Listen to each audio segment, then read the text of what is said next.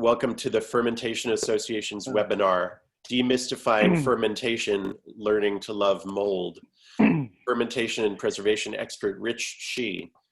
I'm Alex Lewin, a fermentation enthusiast and educator, author of, that's Rich, I'm Alex, author of Real Food Fermentation and Kombucha, Kefir, and Beyond. I'm on the advisory board of the Fermentation Association, a trade group that was launched to support producers who use fermentation to create delicious and often healthful food and beverages. Fermentation Association has the goals of helping consumers to learn about fermentation and its benefits, supporting scientific research into those health benefits, and working with food safety authorities to establish clearer and more appropriate regulations surrounding fermentation. Rich is co-author with Jeremy Umansky of the recently published Koji Alchemy, subtitled Rediscovering the Magic, yep, here it is, Rediscovering the Magic of Mold-Based Fermentation. Today we're going to talk with him about a subject near and dear to me, demystifying fermentations of all kinds. We have a number of questions already submitted for Rich, but please send any additional ones during the course of today's session and we'll try to answer them. And there's like a Q&A button at the bottom of your Zoom and you can put them there. For those of you who haven't had a look at the book, Koji Alchemy, I highly recommend it. Reading this book is a great way to learn how to add Koji to your toolbox and become sort of more fluent in culinary mold, which, you know, we've seen bacteria and yeast have been with us for a long time. Mold is, you know, at least as significant, but a lot of people think the mold and food and like scary, but it's not. So that's part of what we're talking about today. So Rich, would you like to say a bit more about yourself and then have some comments? Sure. So my name is Rich Shih, as Alex has addressed. I've been on social media as ArtCookQuest for, probably over 10 years now, just sharing culinary ideas. It's always been sort of touch point for me to put out what I'm working on and share with others and be able to build, this level of a community of people investigating ideas and moving forward. Several years ago, I encountered Koji through a chef friend of mine who was interested in doing fermented foods around the world for a brunch here in the Boston area at Oleana. And he just tasked me with learning how to make Koji and also a African seed paste called ugiri. And I just did a level of research, figured out how to make an incubator, and I was good to go. With my engineering background, it didn't take long for me to sort of understand how to, fabricate this incubator. My friend Brandon Byers, who had a podcast a long time ago called Firm Up, was one of the people that I happened upon a blog and just looked at exactly how he did it, asked some questions, and I was good to go with a cooler and, some aquarium parts, which simply can be put together just to be able to create an incubation system. And the level of building an incubation system is just as simple as, thinking about how you proof your dough for, natural fermentation or in general when you have, yeast that you've bought. So one of the things that we want to demystify in terms of fermentation is with molds especially is the fact that the mold that you will use for, making Koji, also known as Aspergillus oryzae most commonly, is that you have an isolated mold that, creates these wonderful enzymes to be able to create, these umami flavors, as well as to create sugar for follow-on fermentation. That it's isolated and it's, generally considered safe in terms of fabrication, and people have been doing this for thousands of years. And it's not any different than buying some yeast from the store. And then one of the things that, when people first start thinking about doing these fermentation is that they go to the store, they buy some yeast, and they understand how to, feed the yeast to create a situation such that it blooms, and then you add it to its one of its favorite foods. It's just some flour and water, and you're good to go to start making your dough. And then as a succession of that is people start to do their own starters by just taking some flour and water, mixing it up, you know, fairly frequently over the course of a week or two, and they create a starter. And I actually have a starter that I've had for I don't know how many years now. It's, you know, basically just flour and water and the inherent yeast that and other microbes that live in here. And one of the things to understand is that when you create the situation, it's one of the situations where, you know, if you're making cooked foods and you leave them out, that it's considered, you know, sort of this condition where, you know, these harmful microbes may come around and create a situation such that you may get sick from eating the food. But when you control the situation and you understand the context of how to make these things, you're able to be able to control it with understanding to develop something that's super delicious. And I think in terms of being able to, you know, make your own starter and then move forward with, you know, baking bread or, you know, and some people on the order of making starters for natural fermentation for alcohol as well, is one of those successions that is well accepted here in the US. And I think one of the things in terms of being in the US with understanding of mold is that the mold understanding is if you see it, it's bad and you should throw it out. So if you have something in the back of your refrigerator or sitting out and you start to see this mold grow on it with this fuzziness, you know, all sorts of different colors, you start to question whether it's safe to eat. And that's definitely a situation where the understanding is relevant and it makes sense. And it's to keep us safe and to have this understanding that, you know, something doesn't smell good or it looks funny and it's not right, we should get rid of it.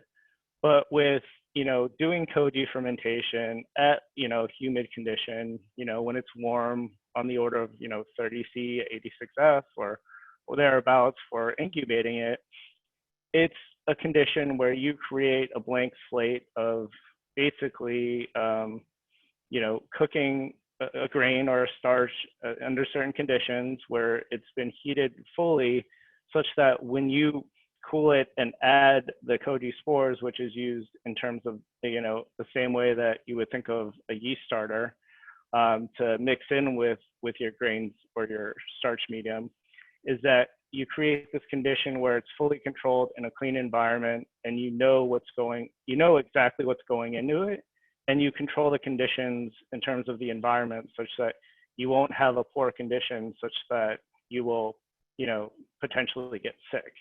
And I think that's the important parallel. So when you know, bake bread or you make beer, you create these very specific conditions where you have cooked all the components, and all the components are, you know, food safe, that when you create this condition of starting it and then allowing it to go through a fermentation process, it ends up being preserved in a way that's delicious and nutritious for us.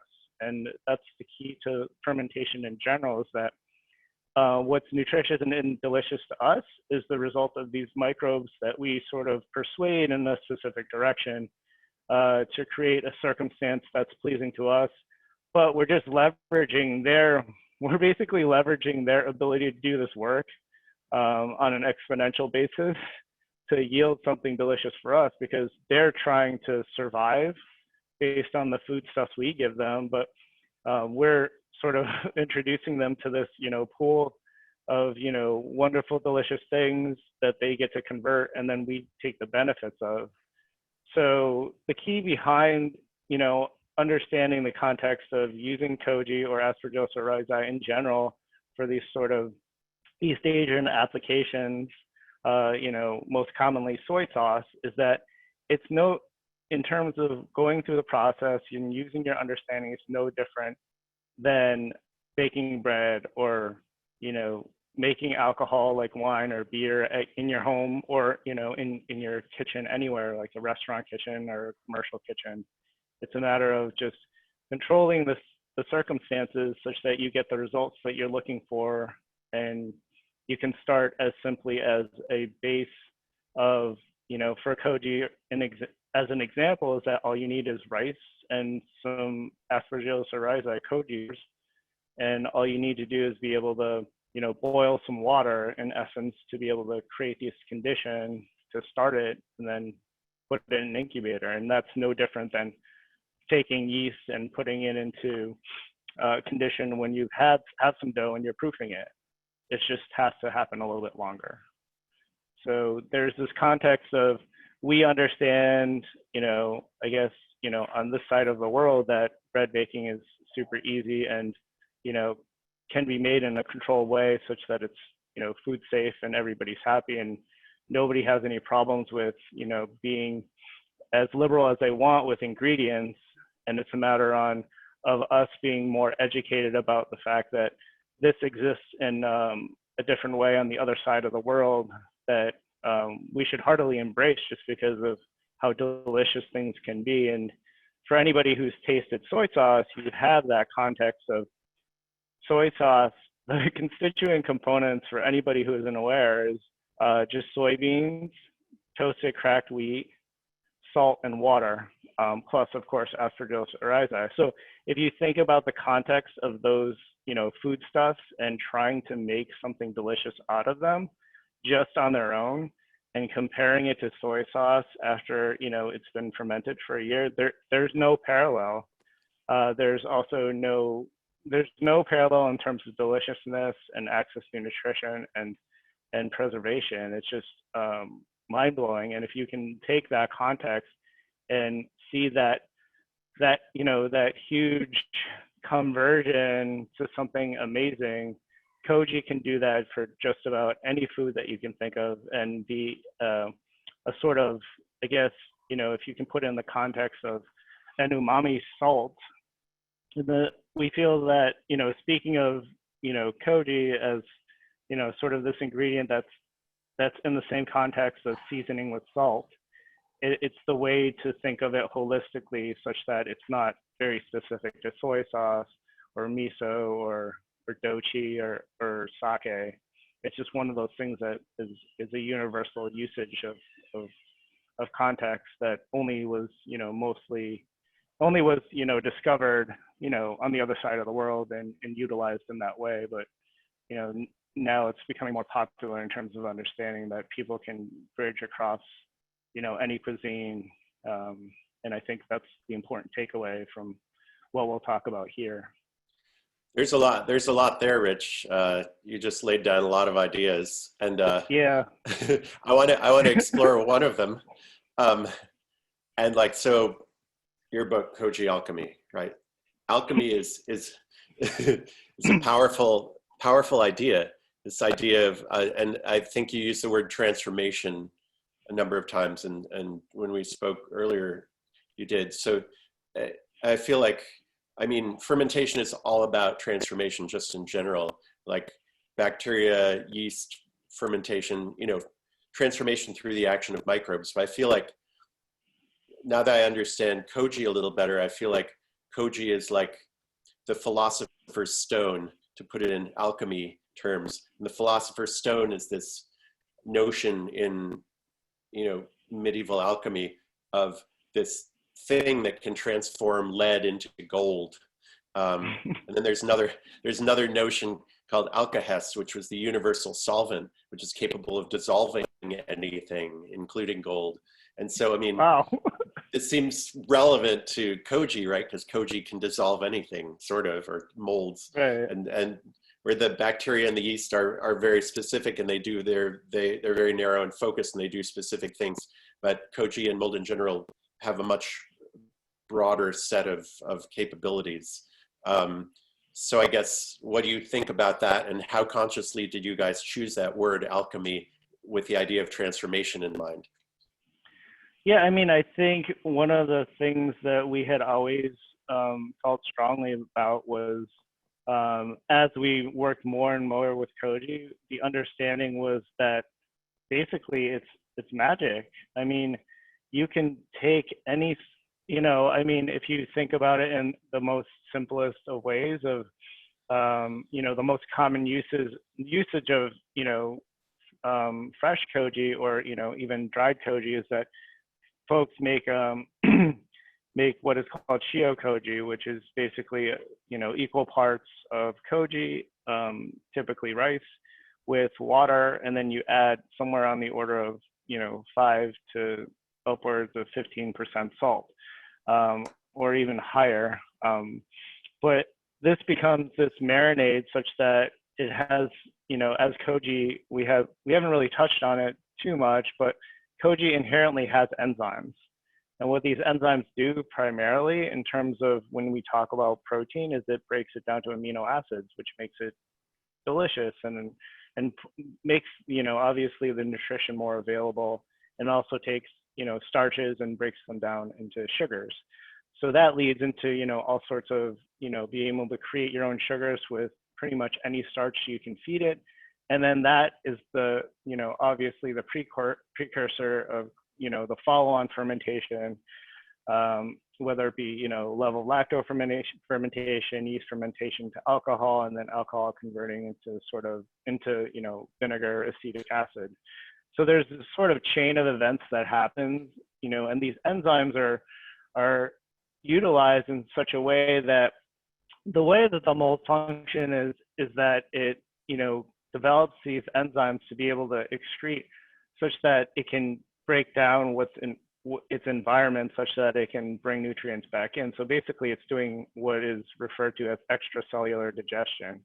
So it's not much different from us eating food and then having, basically the enzymes in our saliva to break down food, and then also the enzymes in our stomach to break down food such that it's digestible. And they're just doing it external of themselves, because if you can imagine being, a microbe, you don't have space for all of this functionality that we have, as, I guess higher order beings. So it's utilized in this fashion such that it can create, this nutrition for itself ahead of itself, and then be able to absorb it back in. And that's why, it has this mycelial tendrils that kind of go out and then are able to exude it and bring it back in.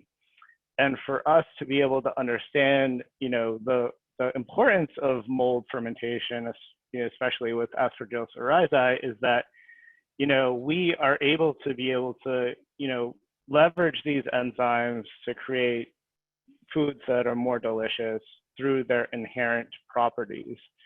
So if you're talking about, taking some shio koji as a marinade, basically you're taking that marinade and you're able to generate sugars from all the constituent sugars and amino acids from constituent products. So if you think of adding just a little bit of shio koji to, whether it be a steak or, even a block of tofu, it really changes the game overnight in terms of the flavors you get out of it. And if you think about when you make something that's a marinade for a food and you want to do it in such a way that you just accentuate that food and it tastes like that constituent food, there's really no other product that you can use that can really do that well, unless you're, going crazy with all these insane ingredients that you have to combine together, because you're just using the base ingredients. And with that understanding is that you take these base ingredients and you're using them themselves to create these flavors, is that aside from, just shio koji in the context of creating, marination for a more tasty protein over a short period of time, is that you can also work on the other side of things where you can take, any sort of starch that you enjoy, whether, for example, if you were to, just take maybe some sweet potato in general,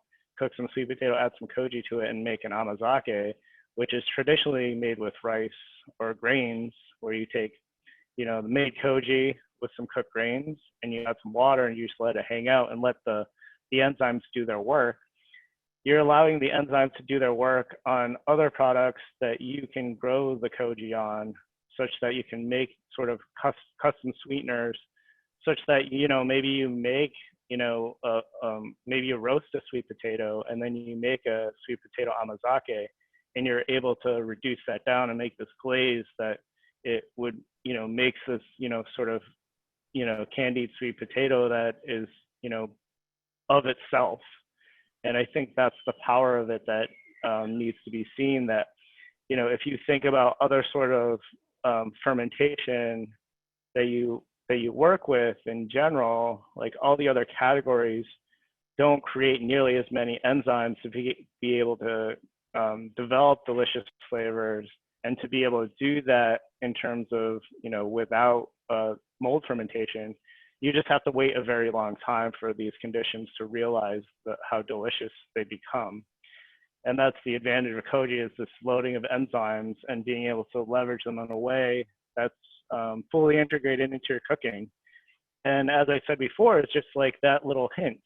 So if we talk about the context of using soy sauce, you're never just like dumping a bottle on. It's like little drops, right? Basically drops to just accentuate something. And to be able to highlight it and make it, taste beautiful. Yeah, I want to give a little context, because I think some people may not be as familiar with the what mold does, but a lot of people understand that bacterial fermentation will typically convert sugar or carbohydrates into acids and maybe some alcohol. And yeast fermentation, I think a lot of people are familiar with it, even if they don't know. It'll, in the process of baking bread, for instance, or making beer or wine, you'll transform, some kinds of carbohydrates into alcohol, alcohol and carbon dioxide, which is what makes the holes in the bread. But these two kinds of microbes are very limited in what they can do, whereas mold can transform not only the carbohydrates, but also proteins and fats, which yeast and bacteria can't do. And mold also has a great ability to break down complex carbohydrates like rice into simple sugars that can then be acted on by yeast or bacteria or whatever. So it's really, it has like this whole range of capabilities. And so, you can break down, depending on how you use it, you can break down not only the carbohydrates into, smaller carbohydrates, but you can act on the proteins and the fats. And so, like, I guess, what's the feeling? I mean, in the book, you lay out, very precisely in like their recipes, and you talk about how to do this. But when you're wielding koji as a tool, what's the feeling of how you get it to go in one direction or another? I mean, you use like heat and access to oxygen. I don't know, say a bit about that, because I think people may not be familiar with the control parameters, if you want to put it in those terms, or like how do you figure out which way to point it? So are you talking about, I guess, in terms of pointing it, what are you specifically referring to? Like the ultimate make, or? I guess like when you're trying to use koji to transform food, like say you have some item of food in front of you, how do you decide like what koji or koji related or koji made thing to add to it to make it more awesome? Okay. So for me in general, it's just the starting points were always, what has been traditionally done, and baselining an understanding of why that was traditionally done and just the components of how it was traditionally done. So if we refer back to, say, soy sauce like soy sauce as a constituent, the way that you grow a soy sauce based koji is that you take, cracked wheat and cooked soybeans at equal parts, and you mix them together and you grow the koji on them, such that you have this medium, and then you just pretty much add it to a brine and you wait. And obviously you have the stirring schedule to allow the fermentation to go through its processing, but understanding that the basics of the make is that, to grow koji, you need a starch. So, and then to be able to grow koji on the starch just means that you have to condition it in such a way that it's not too sticky or it's not too dry such that the mold will infiltrate. But once you have this medium, what you can do is you can pretty much add it to anything to create sugars or proteins. So I usually think about it in the context of, okay, well, what do I have sitting around the house that would be interesting, or what have I seen that somebody has that would be cool to kind of do a play on? And one of the things that I've found is that, last year that was super interesting to me is that, people typically make sorbets, in the summertime, especially when it's hot. And, they'll take fresh fruit and they'll add, some level of sugar to it, and be able to balance it such that you can create this nice, smooth texture when you create a sorbet. But one of the things that I found is that, you can leverage the idea of making an amazake, which is just, as we talked about, using, the most basic is just using rice with the rice koji, cooked rice, and adding water and letting it ferment such that it will sweeten out and create this like really nice porridge. So one of the things that I just started playing with is understanding that, okay, well, you needed some starch and you needed some water. All you need to do is actually take some koji and add it to some fruit and let it hang out. And then what happens is that you can actually create this condition where you have this amazing sort of, syrup or a base for a sorbet, and all you have to do is blend it and then freeze it. So one of the things that I was playing around for a concept was I wanted to make a shaved ice, that was sort of, a throwback to my younger years of, being, experiencing all these foods from Taiwan, is that, shaved ice has always been like close to my heart, which is, it's just, finely shaved ice, almost like, the texture of like snow that would just like melt in your mouth so quickly you wouldn't even feel the crystals, sweetened condensed milk. And then it usually had, some level of, sweetened red bean and some jellies, and this sort of like cocktail type fruit that would be on it. So I wanted to make something reminiscent of that. So one of the things that I decided to do with this understanding was I basically wanted to make something super refreshing. So I just took some peeled cucumbers, because cucumbers are pretty much all water, with a level of if you've eaten a cucumber, like anybody's eaten a cucumber before, you have this refreshingness when you eat it, or when you have, when you put cucumbers in water, it just changes the dynamic just by that little bit, that it's, more refreshing in a way. So I just took some jasmine rice koji I made, put it in with some peeled cucumbers, and I let it do its thing. And the idea was to sort of, be able to make a sorbet with it. But one of the things that I found was that once it had sort of sweetened up and infused with koji, is that I could actually take, and then I just took the whole pieces and put them in the freezer. And when I put them in the freezer, I could actually shave them with a knife very thinly. So then I could create this shaved ice condition. So I guess that's one of the things that is really striking to me, is that being able to create sort of umami from any protein or sweetness from any starch components, that you can, marry these things together in such a way that it doesn't have to be grains or soybeans. It can be whatever you want it to be. And that's the cool part about being able to integrate this into as a seasoning for any food, and regardless of the context of the preparation or the locale or the cuisine, is that it's easily translated.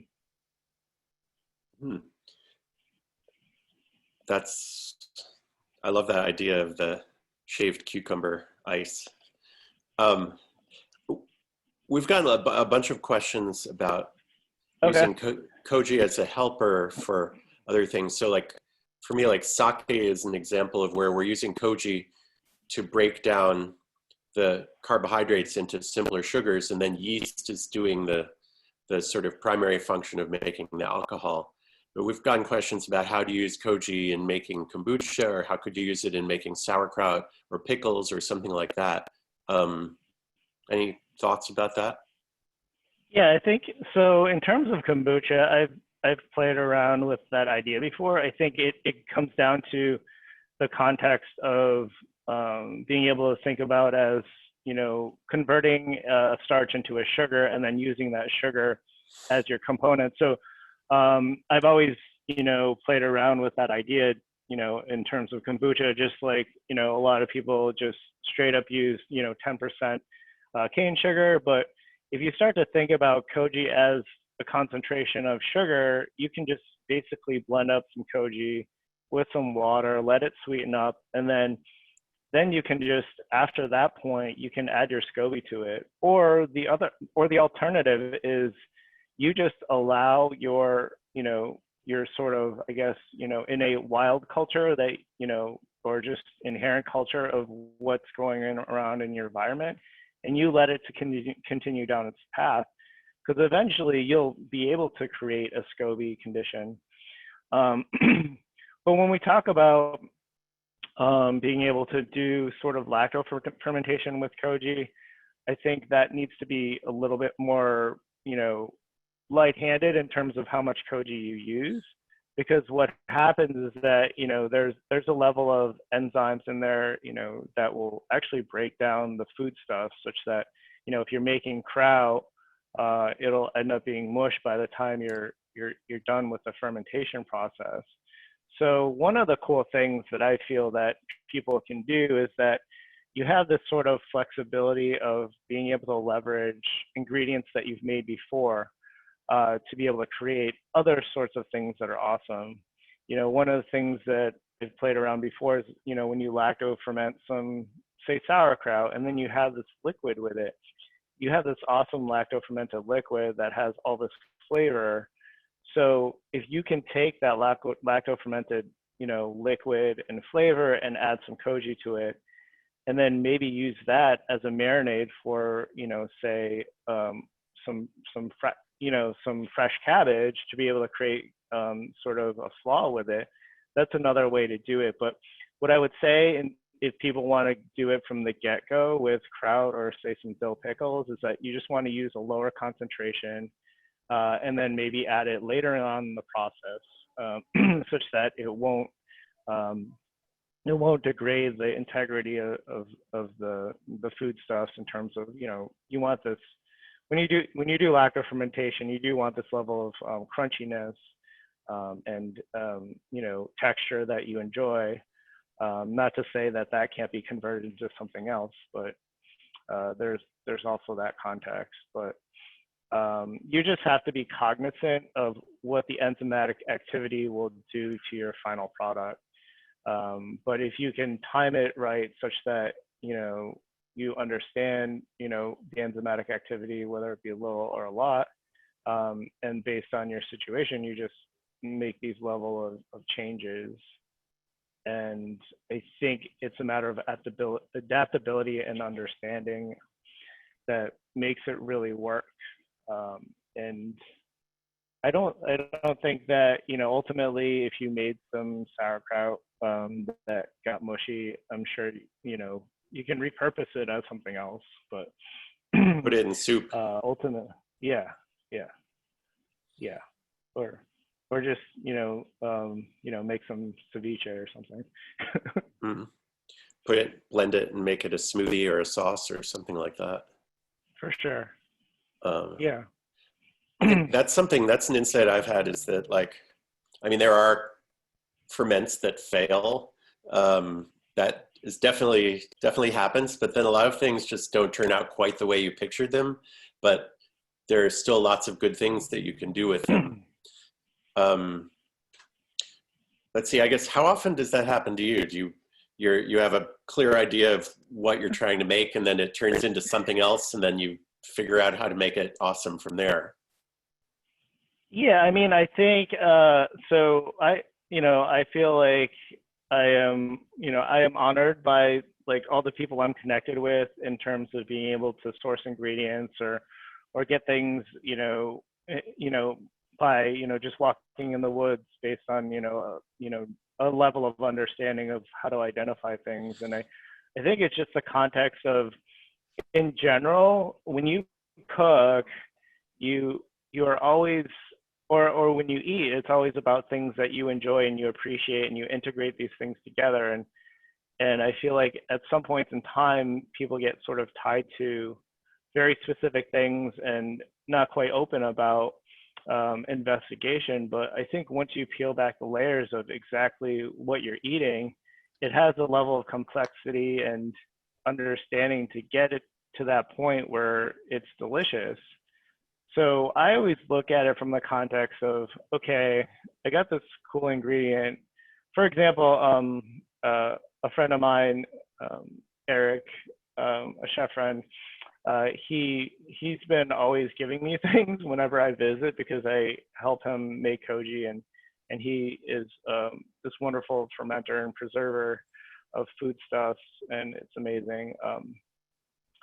And he always just liberally gives me things. And recently I got some, local kombu from, from Stonington in Connecticut. And, obviously that inherently has its own umami in itself. And, you don't need to do a whole lot to it to be able to get those flavors out of it. But one of the things that I've been playing around with is, this idea of, when you make something, you can add complexity to the product ahead of time and then see what happens to it. So I actually had some koji that I made with soje, which is known for its high protein enzyme loading. And then I basically married the two to make this level of a sort of, amino sauce or a shoyu or a soy sauce. And, you let it go for, typically you let things like this go for, 6 months out to a year before you get something delicious. But I thought of it in sort of a shio koji context where I could, sort of marry these flavors and use it more immediately.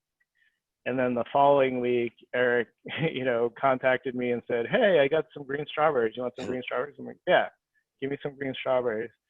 So I took some, in terms of pulling the seaweed out, I pulled the seaweed out, and then I decided that I was gonna, basically do a ferment with the green strawberries, and I just married the two together in the context of making umeboshi. And I actually have it right here because I wanted people to see it. But so this is all dehydrated, but I've got the strawberry there and the kombu, and it's to me, when I smell this and taste it, it's like I'm eating strawberries by the ocean.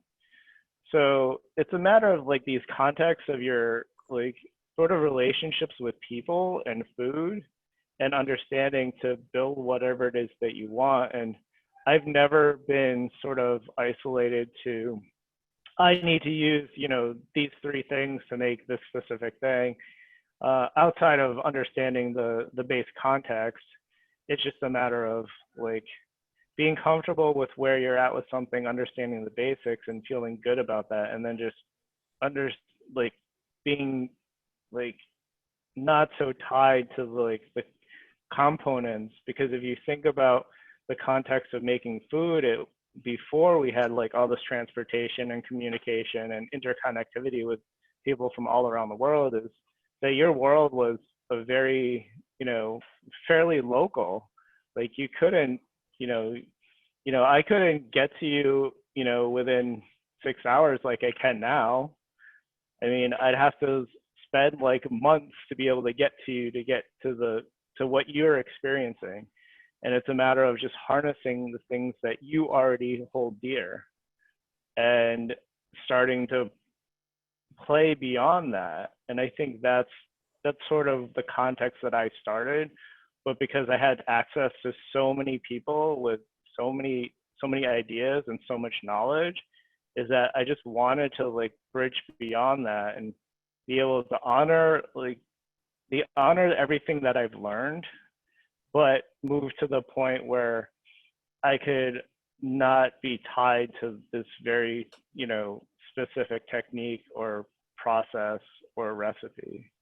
And I think that's the key behind all this, is that Koji opens it up such that it's it's it's anybody's game for any food that you enjoy. Yeah, I mean, what that makes me think is that, uh,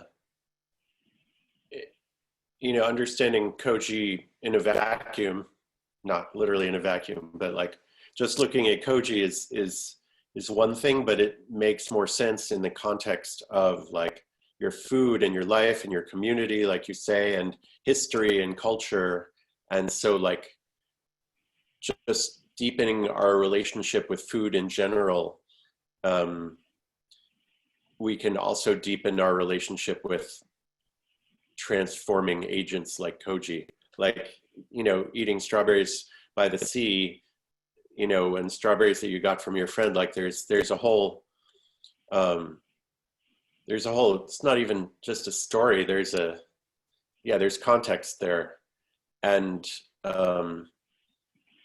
so I think maybe the most interesting things that people will make will be things that only they can make because of their family or because of, you know, their culture, because of the food that they have access to. And so that was a really interesting thing that you said that clicked for me, because like maybe what you make has to do with like what's growing in your garden, and maybe you use mint because the mint is going crazy, or maybe, you know what I mean? Yeah. And Yeah, I mean, maybe it's a celebration. It's a celebration of moments in your life and what brings you back. Because I mean, I think one of the things that we always turn to is, in terms of memories and understanding, is you always have strong memories tied to like enjoying food with people and specific moments in your life, and to be able to create something that bridges back to that is an amazing thing. And I think, you know, at this level of, you know, interconnectivity, your your relationship with people becomes much bigger, like a wider spread, you know, birth of where it came from.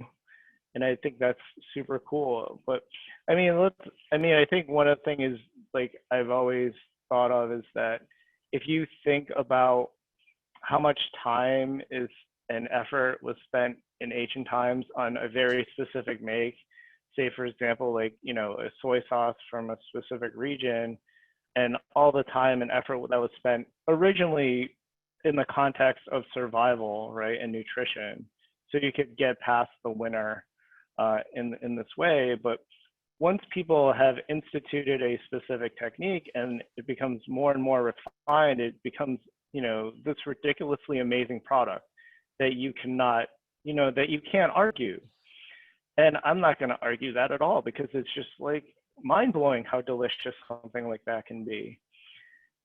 And to, you know, retain those traditions of those makes is just, you know, one of those things that's like a beautiful thing. But when you think about it in the context of how it came to be and what you have access to and things that you can make come to be, it opens a whole world of possibilities that, you know, you can make something that nobody else in the world has ever made before. Not to say that it's going to be delicious, you know, at the get-go, right? I mean, you have to refine your practice and your understanding, but it's yours, and you have this ownership that nobody has over it. And that's the key to all of this, is just being able to understand enough such that you are, you know, doing things for yourself that's pleasurable, and this mold helps you do that. let's go back to the start of a person's relationship with Koji. Like, what is the first Koji related thing that someone should do? And I guess I include like using miso or shiokoji as a marinade, or like as a seasoning in something, or, you know, trying to, I don't know, where can someone, I mean, besides buying your book, lovely book, um, which is full of suggestions for where to start, by the way, like where do people start? I think it just comes down to, if you've never used, you know, I think the easiest product to work with in terms of, you know, being able to understand it well, you know, very simply, is if you just start start by picking up a specific paste that is koji based, whether it be miso or, doubanjiang, or even gochujang. Like all of these things have all of these complex flavors that you can immediately use. And all you need to do is add a little bit to anything you're sauteing or anything that you've just put on the grill, like as sort of a salt. If you can think about the usage in terms of like a pesto or sofrito, like those types of things allow you to sort of understand this, sort of unctuous, like saltiness and complexity through cooking. And you can just add in and just bring up the flavor. It's not any different than, dousing some soy sauce on something that you're cooking. It's just a little bit more concentrated. But one of the things that I often do and have been encouraging people to do in terms of their understanding of being able to use these ingredients is that they're wonderful if you just add a little bit to sugar and you treat the sugar as sort of like a caramelized sugar. Or, if you think about utilizing brown sugar because of its complexity due to the lesser processing of the molasses, that you have this like full-bodied flavor that is created in something that is on the sweet side. But it's often something that, when you're eating something sweet, like you often, if you add a little bit of soy sauce, say to a caramel sauce or even to like an ice cream, it totally changes the game because it no longer is this thing that maybe in some sense is cloyingly sweet. It becomes more pleasant.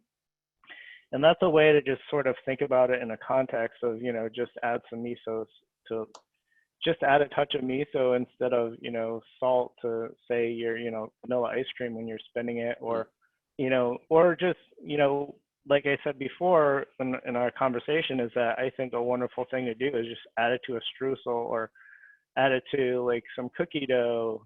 And it just brightens it up that much more without, having to think about caramelization. And it has that touch of umami that boosts it. And that's what makes sort of, when you eat a sliced tomato, there's not a whole lot of umami in it, but it's just enough that you're just like eating this, this fruit that you're totally enamored with, and you want to keep eating them. You want to grow them, and that's why tomato sauce is so beautiful.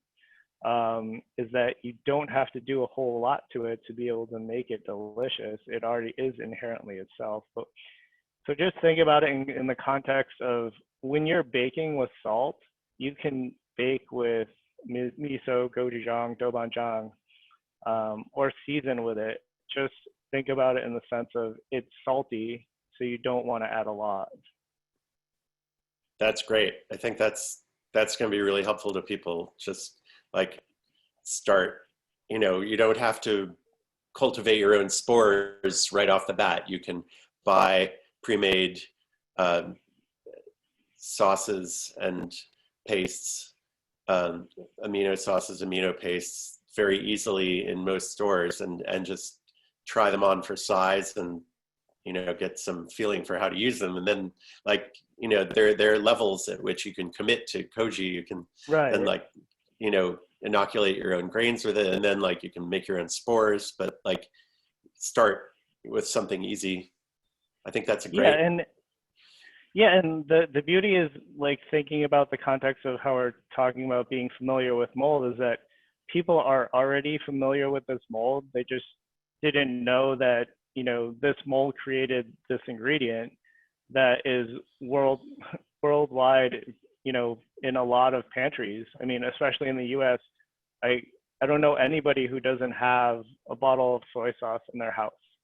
And that was the reason why it's so delicious, is the result of growing this mold and creating these enzymes to create these magical conversions through fermentation to make it so delicious that, everyone wants to buy it. And it's, this huge commercial industry. And to be able to control and as you understand with, with products that are made, to be able to control everything that goes into it, as, folks artisans do, as chefs do, and to be able to bridge that gap of using, what's in your locale that's sort of the bridge, that's the gap that I'm trying to encourage, that we all are as fermenters are encouraging people to bridge, is like, you have the power to create this nutrition in a way that you enjoy with the ingredients available to you in your locale. And how beautiful is that, to just be able to go to a farm down the street and support somebody who's trying to make amazing, you know, nutritious like products, to be able to convert that into a wonderful product for yourself and for your family and for people in your community, and to like tie all these things together by using this mold that just is unbelievable in its possibilities and potential, as we clearly showcase in the book. But you can also see that in what's going on around us in this, you know, this wave of understanding and excitement, because you can't argue, you know, being able to put koji on something and the next day for it to be delicious, or for, you know, in a few weeks for it to be delicious, or in a year for it to be delicious. It's just, there are so many levels of things going on and happening that as long as you follow some simple rules, that it's really hard to like not make it taste good. I mean, not to say that you won't fail, but if you follow a very specific recipe for how to make a miso or a soy sauce and all the instructions, and are fairly good about, you know, keeping in line with it, it's not that much effort to just, you know, basically, if you know how to boil water and you know how to mix things, you can make something super delicious. And that's empowering, because there are a lot of people who don't necessarily like to cook or know how to cook well.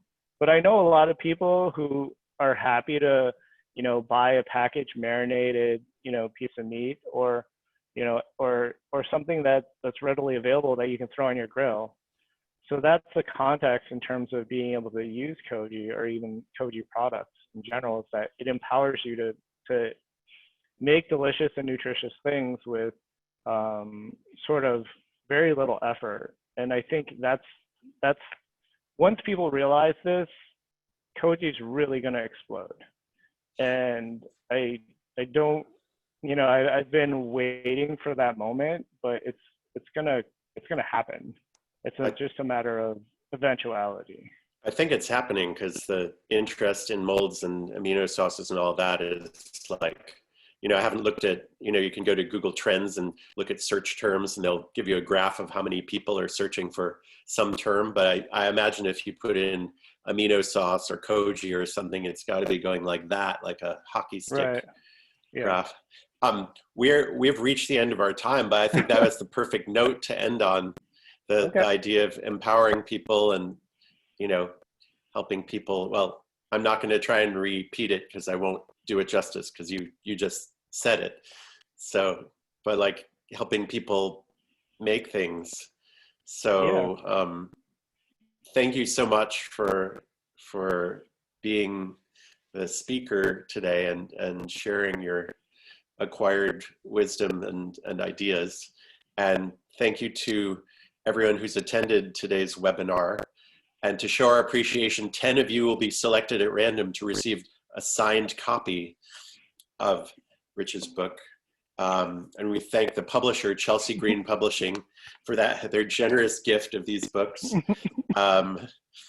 And as far as the Fermentation Association goes, please watch for our upcoming webinars. Next one is on Wednesday, August 19th, on a somewhat different topic, looking at food marketing fundamentals and how these best practices helped make Bubby's Pickles into a major successful brand. Also, if you miss a webinar, there's a YouTube channel for the Fermentation Association. You can go to fermentationassociation.org, and at the top of the screen, there's a link to the YouTube channel, or you can just go to YouTube and search for it. And if you subscribe to the channel and click on the little bell, then you'll be notified every time there's a future video, or you can attend the future webinars. So Rich, thanks again. And everyone, thank you for joining Rich and me today. Yeah, thank you so much. It was truly an honor, and look forward to, maybe if people, we didn't quite answer questions, but if people want to post me on Instagram on our request, I'd be happy to answer questions. And thanks so much for the time, and Alex for being such a great host, and the Fermentation Association for having me. It's always a pleasure to connect with people who are avid about fermentation, and I just enjoy being in this sphere of such wonderful people. Thank you.